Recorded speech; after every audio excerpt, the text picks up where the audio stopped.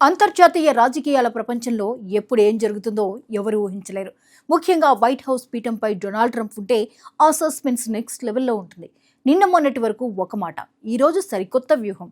World politics మొత్తాన్ని ఒక్కసారిగా షేక్ చేస్తూ అమెరికా అధ్యక్షుడు డొనాల్డ్ ట్రంప్ తీసుకున్న ఒక సంచలన నిర్ణయం ఇప్పుడు గ్లోబల్ మీడియాలో బిగ్గెస్ట్ బ్రేకింగ్ న్యూస్గా మారింది. అసలు ట్రంప్ మైండ్లో ఏముంది? యూరప్ దేశాలతో ఆయన ఆడుతున్న ఈ పొలిటికల్ చెస్ గేమ్ వెనుక ఉన్న అసలు మాస్టర్ ప్లాన్ ఏంటి?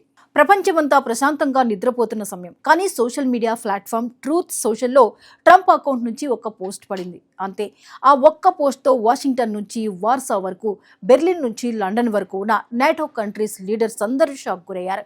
ఆ పోస్ట్ సారాంశం ఏంటంటే, పోలాండ్ దేశానికి అదనంగా మరో 5,000 మంది అమెరికన్ సైనికులను పంపుతున్నాం. ఇది వినడానికి కేవలం ఒక సైనిక నిర్ణయంలా అనిపించవచ్చు, కానీ దీని వెనుక ఉన్న క్రోనాలజీని అర్థం చేసుకుంటే ఇది Trump mark revenge and reward politics అని స్పష్టమవుతుంది.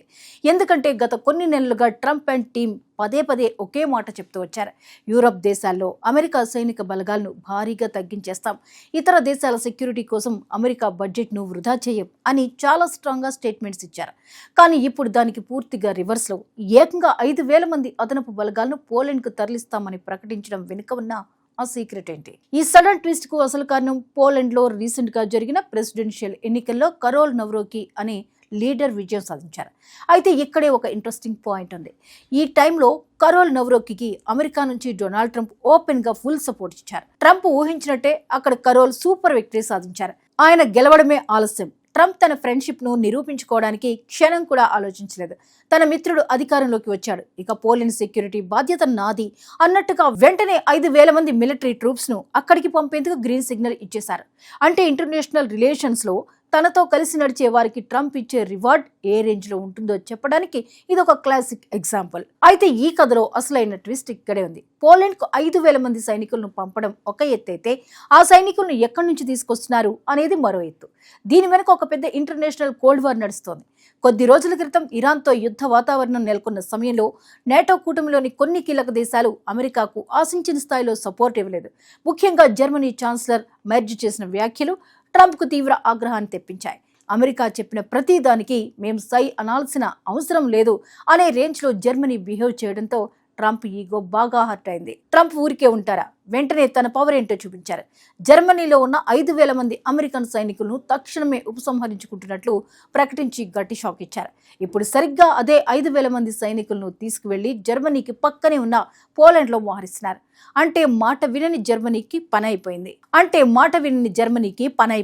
తన మాట వినే పోలాండ్కు ప్రైజ్ దొరికింది.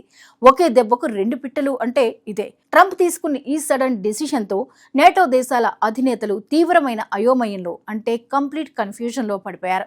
అసలు అమెరికా ఫారిన్ పాలసీ ఏంటి, ట్రంప్ మైండ్ సెట్ ఏంటి అనేది ఎవరికీ అర్థం కావడం లేదు. ఒకవైపు యూరప్ నుంచి సైన్యాన్ని తగ్గించేస్తామని చెప్తూనే, మరోవైపు ఇలా సైనిక బలగాలను రీఅరేంజ్ చేయడం వెనుక ఉన్న వ్యూహం ఏంటా అని డిఫెన్స్ ఎక్స్పర్ట్స్ బుర్రలు బద్దలు కొట్టుకుంటున్నారు.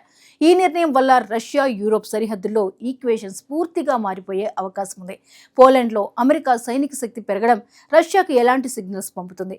అసలే ఉద్రిక్తంగా ఉన్న గ్లోబల్ సిచ్యువేషన్లో ట్రంప్ చేసిన ఈ ప్రకటన ఎలాంటి పొలిటికల్ సునామీని తెస్తుందో చూడాలి. ఏది ఏమైనా Donald Trump is back with his unpredictable style. International politics లో తానే సుప్రీం అని ఆయన మరోసారి ప్రూవ్ చేసుకున్నారు. ఈ గ్లోబల్ మిలిటరీ డ్రామా ముందు ముందు ఇంకా ఎన్ని మలుపులు తిరుగుతుందో వేచి చూడాల్సిందే.